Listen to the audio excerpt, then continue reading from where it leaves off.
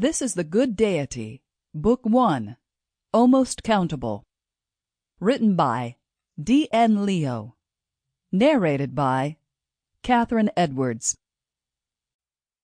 Chapter 1.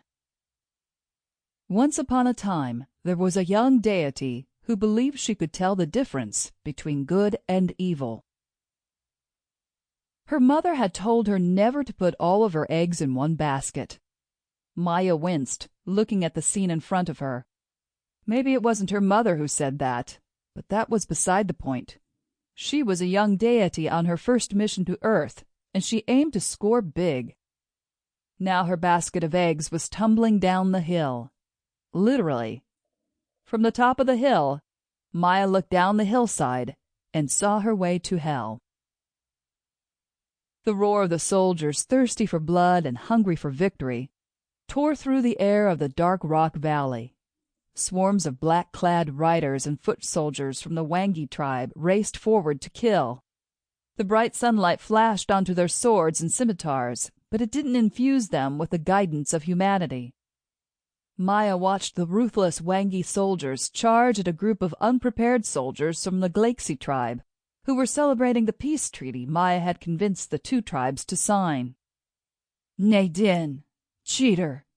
Traitor! Coward!" Mya scolded and stormed down the hill, running toward the Galaxy's camp.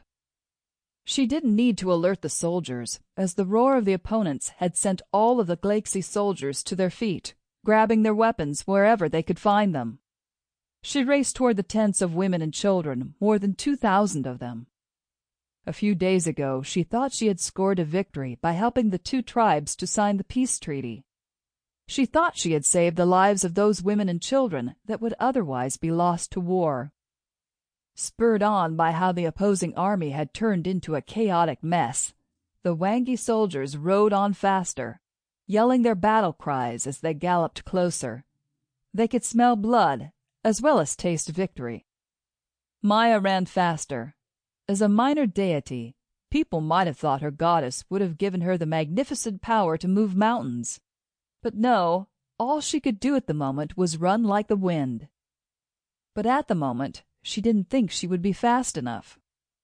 She ran faster and faster as the roar of the soldiers and the scream and clash of weapons erupted in the peaceful valley. By using her deity power to run this fast, she had violated the rule for the mission. But she no longer cared. She had to stop the soldiers.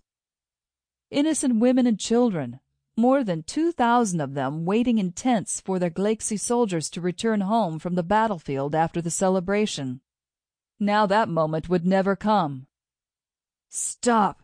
she cried, and darted in front of a group of Wangi soldiers who were about to rush into the camp to slaughter. "This tribe is under my protection. Turn back now, or suffer my wrath." Mya held her stance as the soldiers of the Wangi army looked at her with measured glances. She was young, she had never been to battle, and she was dressed to attend the celebration in the valley. The golden leaves on her necklace were tangled in her hair, and eggshells and egg yolks were smeared on her hands from trying to catch them when the basket of food she'd brought for the party had tumbled down the hill. But still she would fight these soldiers to her death, to save those innocent souls in the camp. Nadine, the leader, approached from a distance and dismounted his black war horse. "You've killed the soldiers. Be merciful to the women and children." Mya tried to maintain a calm voice. "These children will grow up to be the Galaxy tribe's soldiers, and they will then come after our tribe's children. I cannot put the future of my tribe at risk," Nadine said, nodding at his soldiers as they stormed toward the camp to execute the ritualistic slaughter.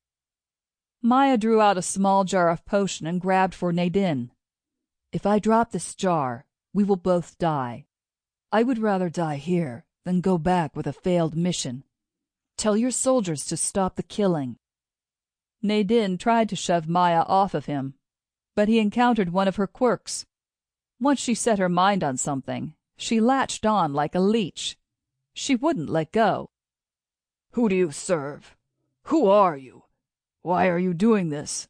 Nadine snarled. Sample complete. Ready to continue?